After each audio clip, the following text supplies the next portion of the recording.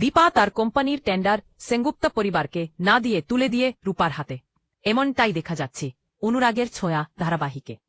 Meeting রুমে রূপা তার মাকে এক নতুন রূপে দেখে চমকে ওঠে। এদিকে দীপাও তার মেয়ে রূপাকে দেখে জড়িয়ে ধরে।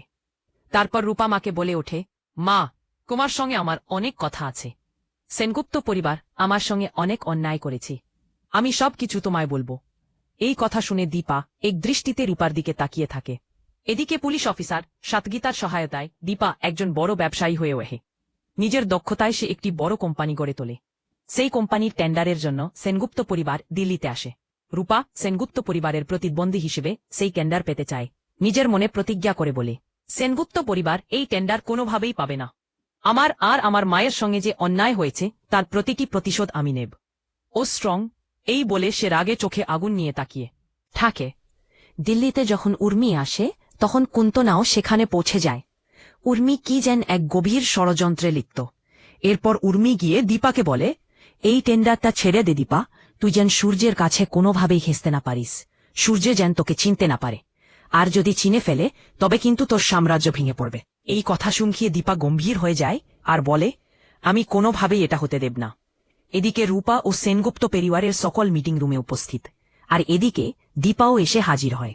সূর্যে দীপাকে দেখে যেন অচেনা একজন মানুষের মতো আচরণ করে।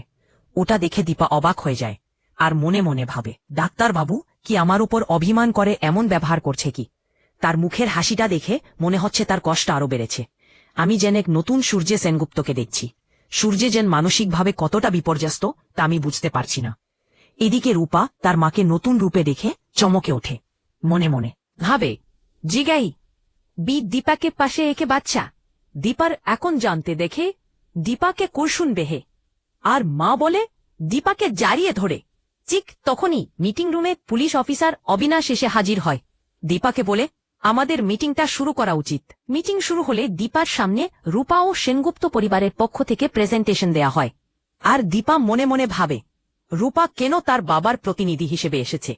এই কবছরে এমন কি ঘটল যে বাবা মেয়ে একে অপরের শত্রু হয়ে গেলে? আমাকে এটা জানতে হবে, আর আমাদের সেনগুপ্ত পরিবারকে বাঁচিয়ে রাখতে হবে।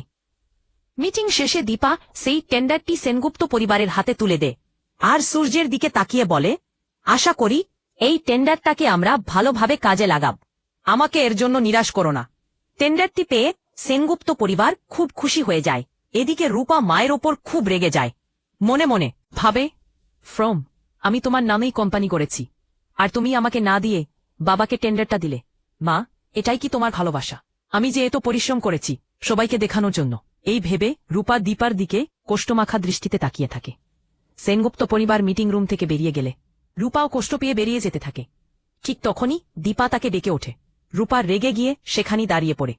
দীপা তার সামনে গিয়ে জড়িয়ে ধরে আর বলে, মা, আমি টেন্ডারটা তোমার বাবাকে দিয়েছি, কারণ সেনগুপ্ত পরিবার পুরোপুরি ভেঙে যাচ্ছে, আর এটা আমি কখনোই হতে দিতে পারি না। তখন রূপা বলে, নেই, তুমি জানো সেনগুপ্ত পরিবারের সবাই আমার সঙ্গে কি কি করেছে। এই কারণেই আমি কোম্পানিটা গড়েছি, তোমার জন্য, তোমার নামই, আর তুমি আমাকে দূরে সরিয়ে দিলে। তখন দীপা রূপাকে জড়িয়ে ধরে আর শান্ত করার চেষ্টা করে। এইভাবেই এগিয়ে চলেছে অনুরাগের ছোঁয়া ধারাবাহিকের নতুন অধ্যায়।